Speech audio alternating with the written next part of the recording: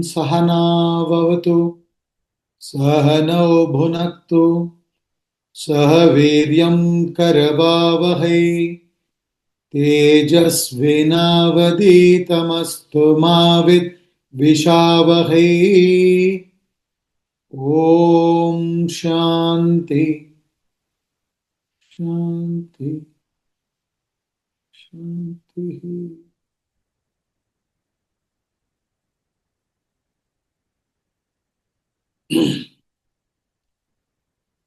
वासुदेवेन्द्र योगीन्द्रं नत्वा ज्ञानप्रदं गुरुं मुक्षूणां हितार्थाय तत्त्वबोधो विधीयते. In this text, Tattva Bodha, which is an introductory text, we have been studying the fourfold qualifications of a student, adhikaritvam. A student of Vedanta should have certain basic qualities. What are those qualities? He enumerates them. He says it is viveka, it is vairagya, and then shamadhi, shatka, sampati, and mumukshutva. So, what is viveka? We have seen, which is nothing but discrimination between the real and the unreal. Brahman alone is real, and everything else other than Brahman is unreal.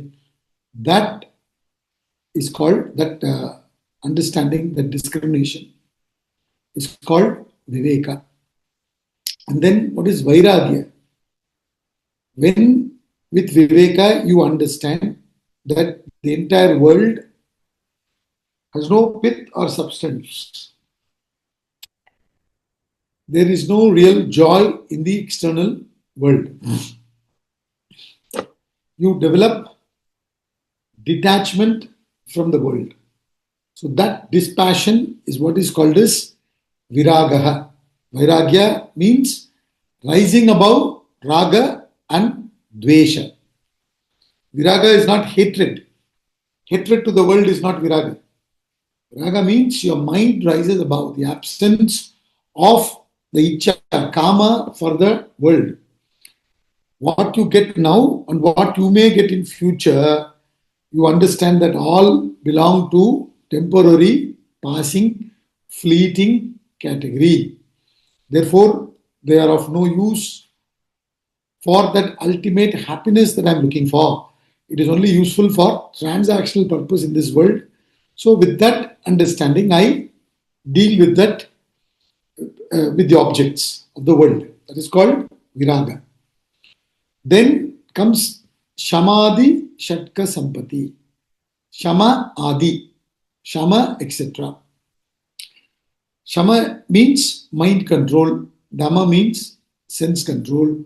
So in the sixfold quality, wealth, he calls them as sampati. Sampati means wealth.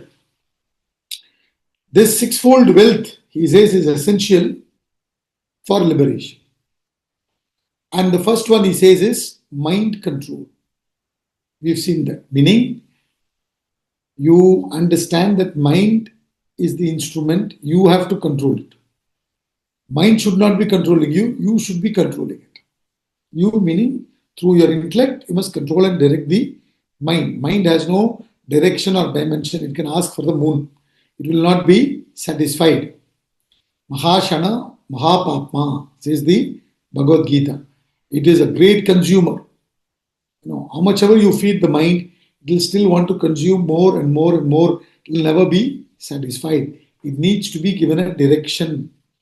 Your intellect must give a direction, must first control the mind from going into likes and dislikes and bring them and then focus on something else. This is mind control. And then next is Dhamma. Dhamma means sense control. Controlling the senses, lending purpose to your sense contact, you know, sense control is not sense denial. It's not like mindlessly denying the senses, restraining the senses mindlessly from the contact. That is not sense control. Sense control means very mindfully with the intellect, you pull your senses from the unwanted receipts and then take them only to the receipts that are helpful for your progress in life generally and liberation in particular. That is called sense control. That is Dhamma, the control of external organs such as eyes, etc. He says. So we have seen these two. Now we have to see what is Uparama. So Shama, Dhamma, Uparama means reveling within. That's the third one. Then after that, it is Titiksha, putting up with inconvenience cheerfully. Then after that, it is Shraddha. Then it is Samadhanam. The Samadhanam is focus, single pointedness of the mind. So we have covered Shama and Dhamma. Now we shall see what is, what do you call, Uparama. Let me share the screen for you. So the next is, what is Uparama? Uparama kaha? Swadharma anushtanameva. He says, Swadharma anushtanameva. Uparama kaha? Swadharma anushtanameva. Swadharma means one's own nature, one's own duty. Dharma means duty. So, what is Uparama or Uparati? I told you, Rama, Ramante, Ramanti, Ratihi also means reveling. Reveling within. The mind is not running towards the world outside. It has lost the value it had entertained for the world and it is reveling within such a mind. So such a mind, he says, what is that? It is the strict observance of one's own dharma, duty. This is the explanation Adi Shankaracharya gives. Uparama kaha swadharmanushthanameva. Following your own duty. See, the mind, which is not under your control, what does it do? It is interested in other people's life, isn't it? What is happening in somebody else's life? How does it matter? Our mind should be focusing on our personality. In fact, the entire Vedanta is nothing but self in focus. Putting our life in focus is Vedanta. Now, the mind's nature is to be extrovert. It goes everywhere. It doesn't remain in one place. Sthira and Chanchala. That is the nature of the mind. So, that mind through Shama, Dhamma comes to Uparama. It revels within.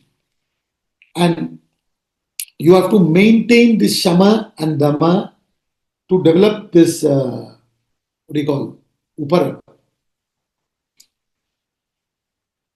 How do you, develop this ability to revel within?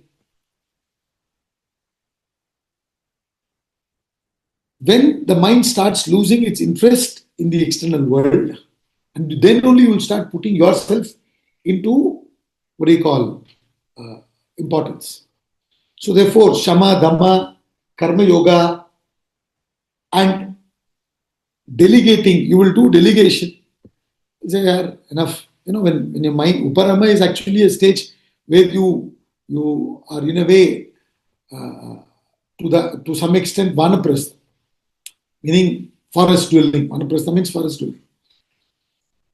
You understood. So what do you do? All these worldly things. Now I have been doing a lot of Karma Yoga As a result, I've developed a little bit of a mature mind. Now let me hand over these things to you. So you delegate to others and then you start reveling within. So how do you develop this ability of uparama, reveling within? Again, you can only control the mind by practicing control over it, isn't it? Like we discussed, you learn cycling by using the cycle. You may fall 2, 3 times. Similarly, you have to get into the swimming pool to learn swimming. Everything is like that. So, how do you develop that ability to be within through alertness, through mindfulness practices? Then you start reveling, enjoying within. Your mind doesn't think of enjoyment, connecting it to the future. It starts enjoying what is there right now. So, in this, a very important role is satsanga. So, you develop this. This is very important. The mind should start enjoying what is there with you. Then you'll continue in gaining the knowledge. Therefore, uparama is another important quality. That is uparama. Now, to the extent you have uparama, that will help you to practice dhamma and shama even more. And a person who is focusing on one's own duty rather than other people's duty, he will have a lot of time and less agitations or no agitation.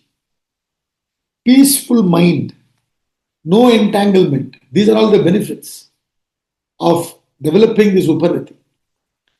The mind which is going into other people's life, interested in the gossips, which is not focusing on one's own duty, won't accomplish anything also. In fact, it's very interesting. Stephen Covey analyzes, when he discusses time management, he analyzes by saying important, unimportant, urgent, not urgent. The mind today focuses on urgent and unimportant. First, then unimportant. Then only they go into urgent and important. It doesn't go into important. So those who do what is important on a daily basis will not have a situation where things turn into urgency. And they have no time to focus on unimportant stuff. So uparama is practicing dwelling upon one's own obligation. So asking question, what is my stage in life? Am I a student? Or am I a married person? What is the stage? Is it brahmacharya or grahastha, vanaprastha, sannyasi? According to that stage, I have an obligation. And what's the role I'm playing? Then I have an obligation. What's my goal? I have an obligation. So having a goal, you understand these are my obligations to achieve that goal. The role, the goal, the stage, all these things will tell you what are your duties. And the equipments you have called the body, mind, intellect. You have a certain duty towards the body. The duty to strengthen the intellect in the morning. So you understand, okay, I have to focus, I have to get up early, which means I have to set my alarm to go to sleep early. More than getting up, you have to sleep early. So this kind of focusing on one's life, this is called uparam, reveling within. So I have a duty towards the body, towards the mind, towards the intellect, towards my family, towards myself. I need to constantly, upgrade my knowledge and all this. Then you start focusing on that. You'll have no time for all the non-essentials and unimportant stuff. So this is what is called as uparama, reveling within, near. Upa means near. The closest to you is Atma, your own self. So reveling within. To get back to the self, you must first pull the mind from the world outside and start adhering to your duties. And this is how you can progress towards the self. And the next thing, quality that he discusses is titiksha. It's a very, very important quality. What is titiksha? Titiksha ka shitoshna sukha dukkadi sahishnutvam. He says shitoshna sukha dukkadi sahishnutvam. Shita, ushna. Shita means what? Cold. Ushna means heat. Sukha, pleasure. Dukkha, pain. Enduring Shita, Ushna, Sukha, Dukkha. This is what is called Titiksha. What is Titiksha? It is the endurance of heat and cold, pleasure and pain, etc. This endurance, putting up with inconvenience. But it is not putting up with inconvenience with resistance. It is not putting up with inconvenience sadly, with pain, what to do, choicelessly. No. It is not putting up with inconvenience choicelessly. Then that is not titiksha. Titiksha is a choice. See, all these are an intellectual exercise. Please understand this. When sense control is not governed by the intellect, then it becomes sense denial. It's by the mind itself, with no purpose or reason, simply denying oneself. It is not sense control. So sense control, mind control, uparati, titiksha, all are intellectual disciplines. You understand? So here, when you say putting up with inconvenience, not out of choicelessness, it is with full understanding and choosing to enduring it consciously. So we say putting up with inconvenience cheerfully. Cheerfully you put up the problem. So with understanding. First of all, what we need to understand is world means there will be pleasure and pain. Heat, cold, pleasure, pain, joy, sorrow, censure, praise, honor, dishonor. This is world. Another name for the world is dvandvas, pairs of opposites. Isn't it? This is how the world is designed. It will have both. It will have seasons. You may like a particular season, but you will have to go through all the seasons. So therefore, with that understanding, broader picture, you endure it. Also, you understand that what we experience in life is according to our papa and punya. Understand? This human birth itself is because of our papa and punya, our virtues and vices of the past, or karma basically, or past karma. So once I understand, according to my karma, I am given a place. I am born in the womb of my parents. I am born in a particular city, in an environment, in a particular, everything. You can even say religion, caste. Everything is according to your karma. And once I understand that, I am here because of it. So there will be both sukha, dukkha, all this will be mishra. Mishra means mixture. Can't be just one. And also with the understanding that when I choose one, I'll be bound by the other. And most of us, we choose sukha and we hate pain, dukkha. We choose, what is comfortable for us. But the moment you choose something, your mind will be concerned. I hope that pain will not come. I hope the pain will not come. I hope I'll be able to retain this pleasure forever. So you won't be happy. So when I understand that, I understand that I have to accept the world wholeheartedly, wholly, W-H-O-L, not H-O-L-E. WHOLE. Understand? Wholeheartedly, wholefully. It's a complete package. I can't say only this. So when I understand that, then I will clearly analyze what is in my control, what is not in my control. So again, putting up with inconvenience does not mean you don't put in any effort. You will definitely put in effort. You will exert. It is not that you will not exert. You will exert. But what is possible to be changed, you put in effort. What is not possible to be changed, you bow down and accept and endure it. That is called endurance.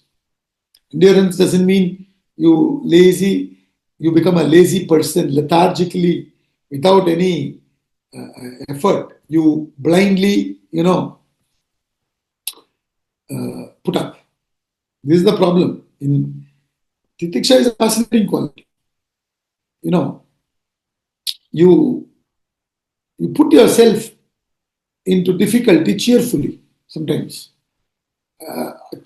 Choosing, like suddenly when relatives come without informing, you just have, let's say, a two-bedroom house. Suddenly some 5, 6 fellows have come. You are already 4, 5 people at home. Another 5 more has come. Cheerfully you put up. Come, let's sleep on the floor, no problem. Some of us will go upstairs and sleep on the terrace. Enjoying the situation. That's called titiksha, endurance. So, this, how do you develop? It can only be developed through knowledge and understanding. It is not possible to develop it without knowledge, without understanding. And also, as a practice, we have to consciously put ourselves into difficulties every now and then. Only then we will have control over ourselves. See, life will not always keep us in comfortable situation. You understand? Suddenly, we all had to face this situation called Corona. It happened recently. So many of us have gone through that. We have all gone through that. Suddenly, nobody expected. You understand? And we thought when they announced lockdown, we thought it will be just for maybe few days or few weeks. Nobody expected it will go for months together, years. So, when you will be thrown into a discomfort, you have no idea. Another name for the world is what? Uncertainty. The only thing that is certain is uncertain. The only thing that is certain is uncertainty. So when the whole thing will change, we don't know. So when things are going fine, we have to practice putting ourselves into difficulty every now and then, so that when difficulty comes, it won't trouble us. Otherwise, it will trouble you. So if you're taking a lift, if you have to go to 10th floor, okay, take a lift up to 8th floor. Then 2 floors you walk. You understand? Similarly, when you come down from 10th floor, you come up to 2nd floor and then walk down. Put yourself into difficulty. Challenge yourself. Develop more capacity. This is the real strength. See, when you keep on feeding the mind, whatever it asks, it becomes very weak. And this is what is happening in today's world. And, when we bring up children also, parents are not able to control their children. The child is just 2-year-old maybe. The child is not eating. So what do you do? You want to feed the child. And then you want to go do some other work. So what do? You give the mobile phone to the child. And child is going on watching something in the YouTube or something. Child is getting distracted. And you feed the child. Now, When you keep doing like this, then child will eat only when the phone is given. And after some time, child has to be with the phone 24/7. This is what happens to our mind. We are going on feeding. Every now and then, consciously, we put our mind, our personality into difficulty and strengthen this quality to test ourselves. We have to build this endurance capacity. You understand? And this endurance capacity is very important. This helps us. When we develop this, what is the benefit of this quality? This quality will help us to complete a task that we have taken. We will continue till the end. It's very important to continue till the end, isn't it? Otherwise, we'll give up halfway through. See, one of the qualities of an evolved person, Bhagavad Gita says, is one who does not start anything. Sarva arambha parityagi. One who does not start anything. Means what? It doesn't mean that he will not start. He will not have the attitude that he has started something. But he'll have this capacity, this endurance to see to the end of it. That is very important. We are all great starters. I've said this before also. A lot of people, they say, sir, we want to start, studying Gita. Please start a Gita class for us. Because the other Gita classes that is going on, you're already in the 7th chapter, 10th chapter, 15th chapter, like that. So, please start a new Gita class. The other class is probably just 5 kilometers away from your house or 3 kilometers away from your house. You have motorbike, you have car, you have driver also. You understand? Everything. And you have some excuse you want to give.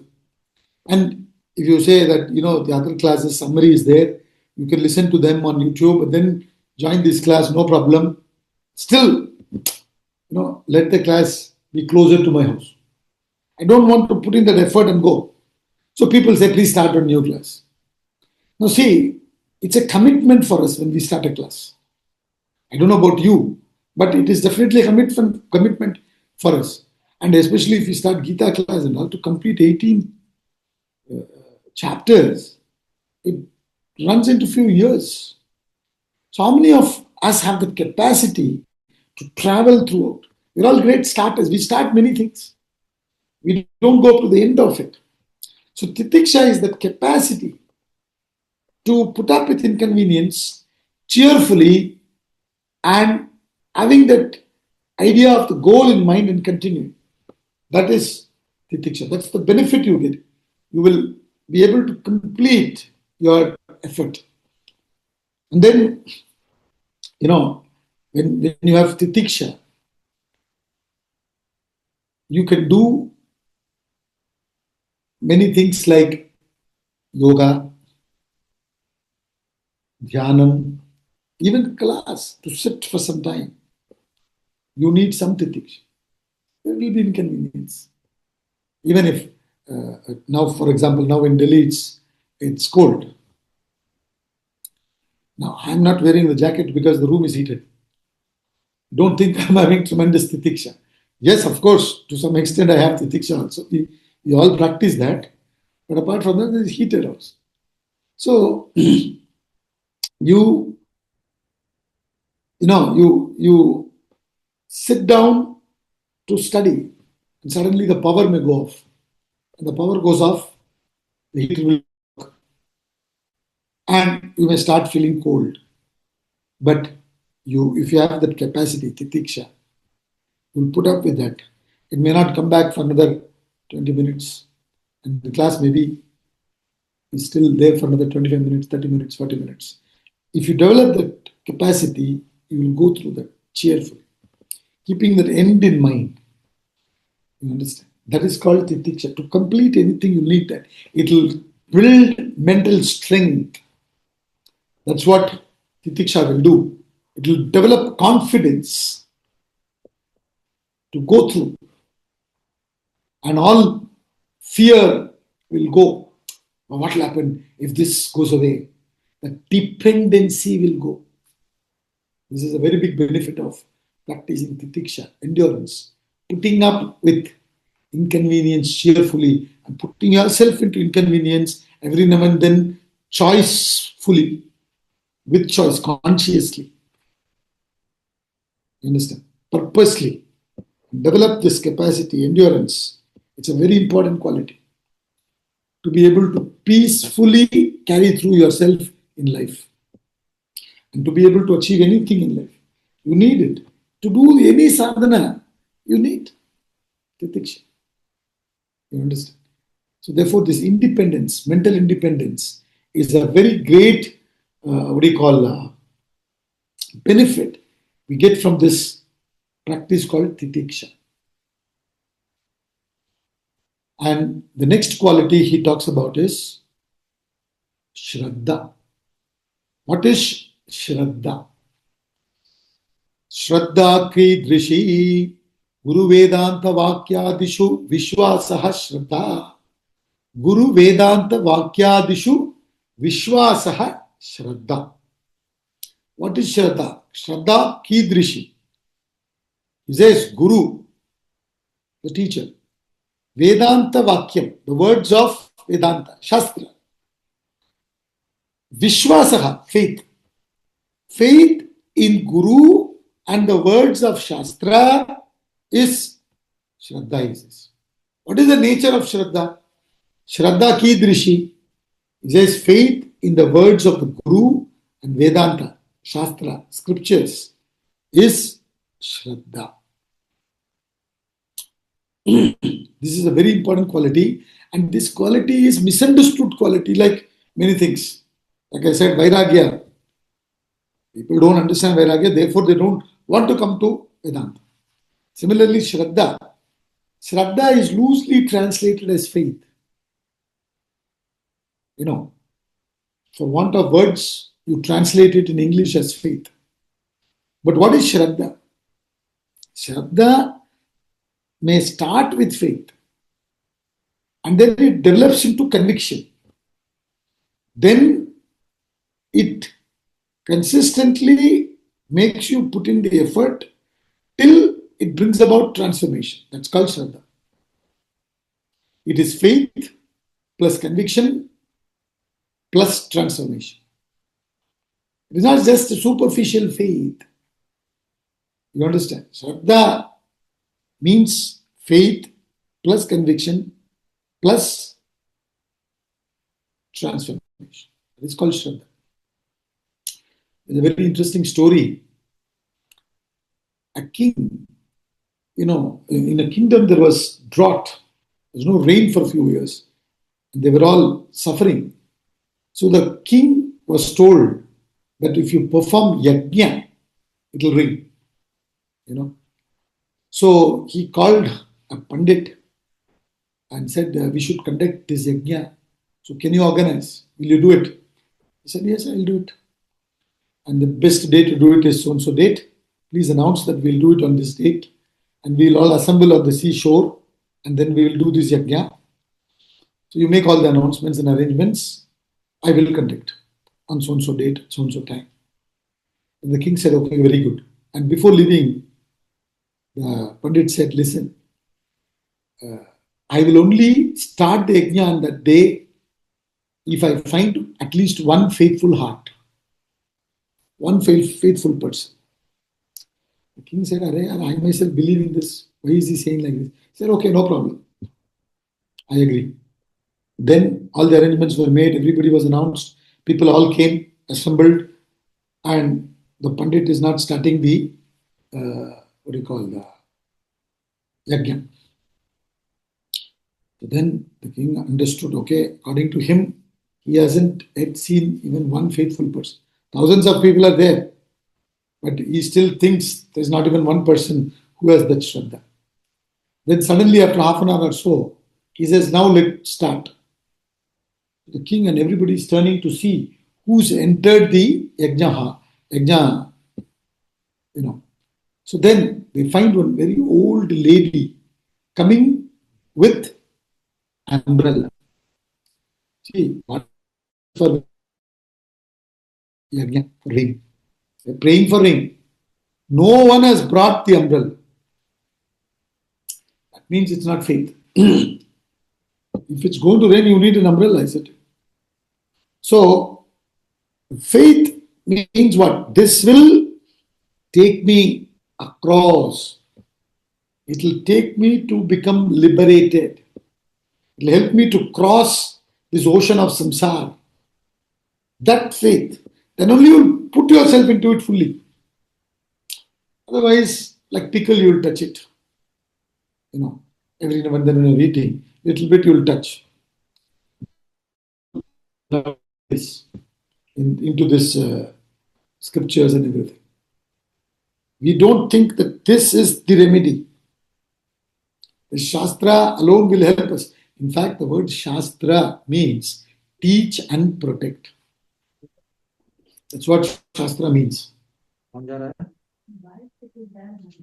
think somebody's mic is on. Please put yourself in mute. So, this is what is called as faith.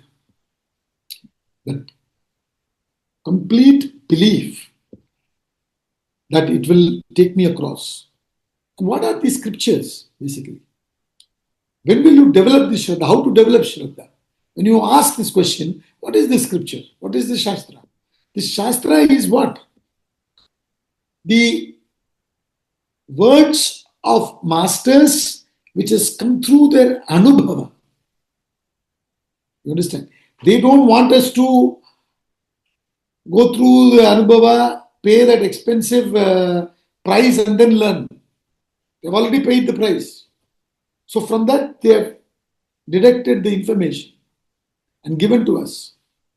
So, Shastra means teach and protect.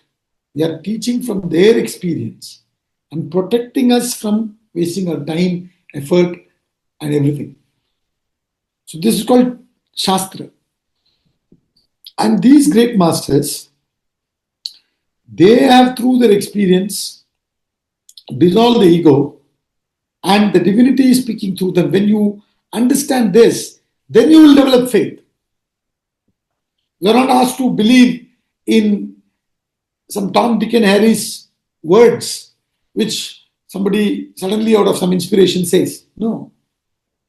All this after having put themselves into experimentation and brought transformation in themselves, they have recorded it.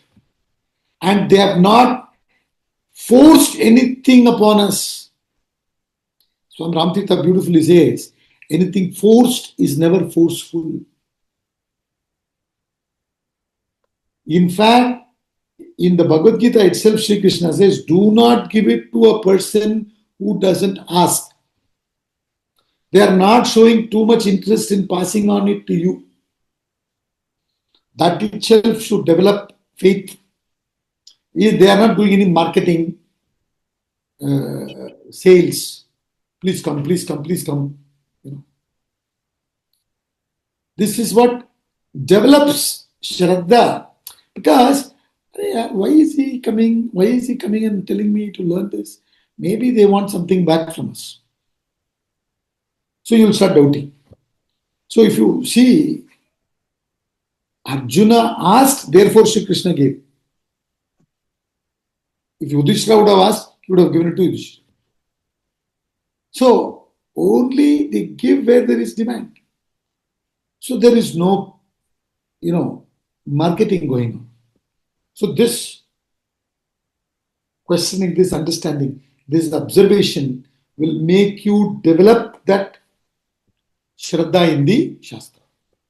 And when we have eyes, ears, nose, tongue, skin, intellect, mind, still why do we need Shastra? Because in spite of all this, there are many subtle things in life which are not externally visible to us. We need some great masters who've gone through experimentation, done research on the Shastras, and then they interpret it to us. So, therefore, we need such people. Otherwise, why do you need Guru? You directly go. Some people say, no, there's no requirement for a Guru. We'll directly go. You directly go, the dangers are there. You may misunderstand. And that will take you backwards rather than taking you forward. So there is a need to trust Guru. And when you analyze Guru's life also, firstly, he is not forcing the knowledge upon you. And secondly, when you analyze the Guru's life, you will see that the Guru is not interested in anything in return from you. And many of the things that the Guru and the Shastras say are verifiable. Understand? Some complex things are not verified. Some things which I don't know now, which the Guru or the Shastra say, are verifiable. So this is how you develop faith. Those things that can be verified, you put into practice in your life and verify it. The authenticity of it. So the character, the conduct of the Guru, and the very nature of not forcing it, and then many of the things that the Guru says are verifiable, and the Guru or the Shastra having no expectations in return from you. All these things, when you use your buddhi and analyze and observe, you will develop Shraddha. Otherwise, you will not develop Shraddha. You understand? So that's why he says this is how you have to approach and gain Shraddha. Shraddha is not blind faith. A lot of places there is only blind faith. There is no Shraddha. They blindly believe. And there is no effort after that. If it is Shraddha, what is one very important way of understanding what is Shraddha? It will be followed with effort. And it will be followed with consistent effort, not just effort, till it brings about transformation. And also understanding that I don't know. In the area of my ignorance, I need to surrender. Then, as I said, when you look at the character and conduct of the Guru and the nature of the Shastra not forcing itself upon you, and many facts being verifiable, and all that with humility that I don't know, then you will develop Shraddha. And that's why they say you have to be in the close proximity of the Guru to develop more and more Shraddha with the Guru. In fact, there's an episode which I read in some book in Swami Vivekananda and Ramakrishna's life. You know, Swami Ramakrishna Paramahamsa, the Guru, allowed the students to have the doubts even in him. See, it is like nature, isn't it? Does he have something up the sleeves? Does he want to, make us do this so that we will benefit him like this? These doubts are bound to come in the initial stages, especially. So he never said you should not have. And sometimes, when Swami Vivekananda had certain doubts, he verified it, and Ramakrishna allowed it. And this freedom that Guru gives, which makes you gain more faith in him, in his words. And when Guru imparts the knowledge also, he says, question everything. Don't take anything for granted.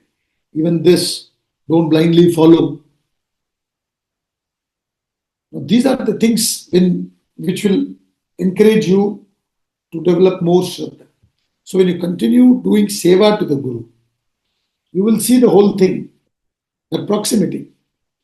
Then you develop Shraddha. But if you see the other things, there is forceful, they're saying you have to follow what I'm saying, take it or leave it, then you say, I don't have to trust this person. So, but once having tested, you develop faith, you have to go till the end. And this Shraddha will, qualify you to gain knowledge. If you don't have faith, why would you even listen to somebody? Why would you even listen? First step itself will be gone. Only when you listen, you can then reflect. But when you have not even allowed the information to go in, how will you sit and reflect? Therefore, it becomes a very important a qualification. And Shraddha gives you that qualification to gain knowledge. In fact, in the Gita, he says, Shraddhavan labhate jnanam. Only a person with true Shraddha will gain jnanam. And Shraddha will help us to apply ourselves single-pointedly in that direction.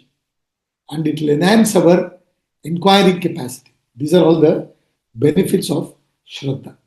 So we have seen Shama, Dhamma, Uparama, Titiksha, Shraddha. Out of the six-fold wealth, one is still remaining. What is that? It's called Samadhanam. Samadhanam kim? Chitta ekagrata. Samadhanam kim? What is Samadhanam? Chitta ekagrata. Single pointedness of the mind is what is called as Samadhanam. What is Samadhanam? You understand? Single pointedness of the mind. Focus. It's called Samadhanam. Chitta ekagrata. Concentration. Keeping the mind in the task on the goal. That's called mind. See, in Shama, you have practiced control of mind from going in all directions. A mind that is now made available. Firstly, the mind should be available. The mind that is made available, you should now put it into focus. That is called Samadha. So what is Samadhanam? Concentration, focus. We, having pulled the mind from its distraction, now focusing it on the essentials, on the task, on the goal, lakshyam. That is called Samadha. Now, what are the practices that may help you to gain this Samadha? Chanting, japa. See, you have to give something, some task to the mind to keep it there. Of course, all the other practices, viveka, vairagya, shama, dhamma, uparama, titiksha, shraddha, all this will help you to develop samadha. Along with that, you have to do japa, chanting. When you give a mantra to the mind and say, now focus, after all these practices, you will be able to focus to some extent. And then the mind will slip. You will become aware. Then you again focus. You will slip. Again focus. So chanting, abhyasa of chanting helps. All these are very helpful. Shama, Dhamma, Shraddha, chanting and all this. And when will you be able to focus? When there is interest, you will focus. Isn't it? So the intellect has to make you understand the importance of this, by which you will get these benefits. All this the intellect will have to explain. And then when you understand, then the mind will cooperate. Your mind doesn't know. Will it be interested? You can only, like something which you have experienced in the past. Or dislike something which you have experienced in the past. Now with something that you don't like, the mind won't go. Something that you like, mind focuses like anything. Strictly speaking, that is not concentration. So you, with your intellect, make your mind understand the benefits of it. And that, when slowly mind starts developing interest, then it can focus. Then, with that mind understanding the benefits that comes, how much ever you may say, don't be result oriented, mind will be result oriented. So when you make the mind understand these are the results, so it's worth putting up and then focusing, then it focuses. Are you with me? So you develop that ability to focus through that, understand, making the mind understand the benefits. And what are the real benefits you get out of focusing? The mind that can focus, what is the benefit you get from that focusing? The samadhana. You will be able to achieve anything only when you focus. So what is the difference between successful persons and not so successful person? Successful persons are able to focus, concentration. In fact, we talk about 3 C's of success. First C is concentration. Second C is consistency. Third C is cooperative endeavor. If you have concentration only, you can succeed in anything. And when you focus, you can gain knowledge. And that knowledge will bring you liberation. And focusing strengthens your intellect even more.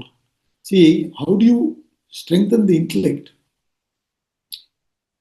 By giving exercises to focus. In fact, there is something called as Early Learning Center, ELC. And it's very interesting how they help the children to develop the ability to focus. Children who get easily distracted. How do you develop the ability? What they do is, one of the exercises I'm just saying, in a big tray, they'll have all different beads of different sizes, beads of different colors, beads of different sizes. And then they tell the child, you got to separate them according to the size. So you're giving exercise to the mind to focus. Then you give a thread or a rope that is knotted and tell the child, remove the knots. These kind of practices they give. So when you train yourself from childhood like this, you start developing this ability to focus. The more you develop the ability to focus, the more you will have control over your mind and you will be able to focus more. That's how you continue. And as you develop the ability to focus, you will start seeing the joy that comes from focusing.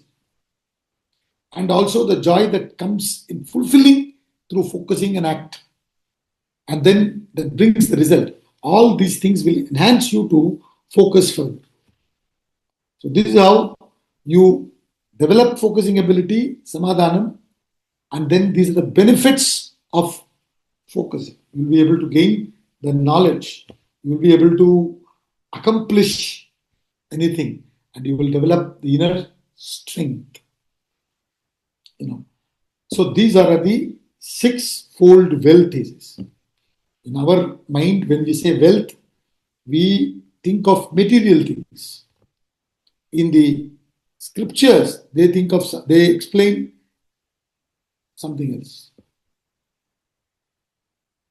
In fact, they say, what is the abharana for ears? The abharana for ears. Abharana means the ornaments. Ornaments for the ears is scriptures. Listening to the scriptures. You understand? Similarly, what is abharanam for the tongue? Talking on the scriptures, chanting the scriptures, and then talking sweet words, good words. These are the ornaments. Now, what we think is something else. Ornaments for the ears. We immediately think of jewelry. These are the real jewelry. These are the real wealth.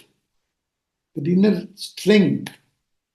Today, in the world, in spite of all the inventions and discoveries and living in a much better world with lot more information and intelligence, we are still suffering because our mind has no strength whatsoever. Small things we give up. Small problem we give up. No. You don't have the capacity to endure and pursue. Little bit failures come, then you say, ah, what's the point? And then you commit suicide. You find these things in today's world. Not being able to face the challenges, the failures. Why? Because you haven't considered these as your real wealth. These are the real wealth. Swami Ramtirtha gives another interesting story. He says, a fellow threw a party. Just like that, suddenly he announced. All his friends are in his WhatsApp groups. So he announced this Saturday. On a Friday, he announced, tomorrow, all of you please come home.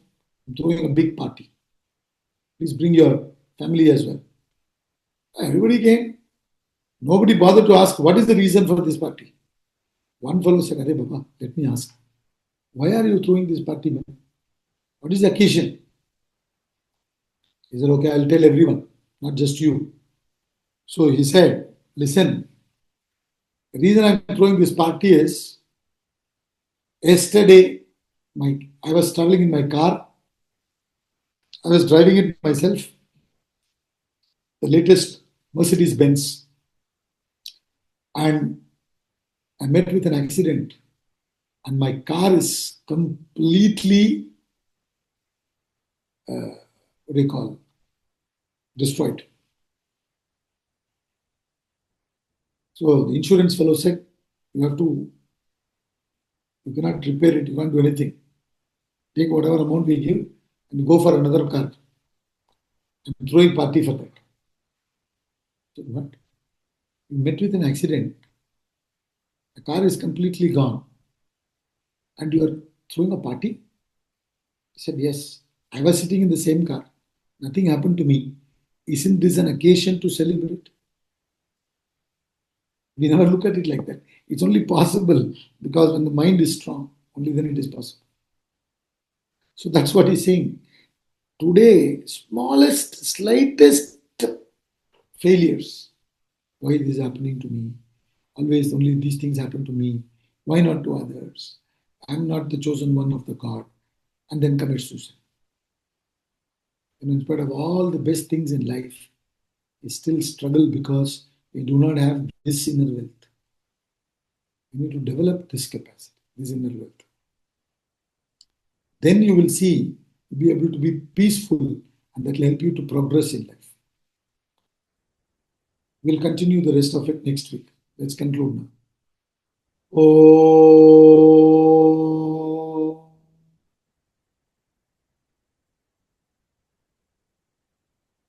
Om Purnamada Purnamidam Purnat Purnamudachyate Purnasya Purnamadaya Purnameva Vashishyate. Om Shanti Shanti.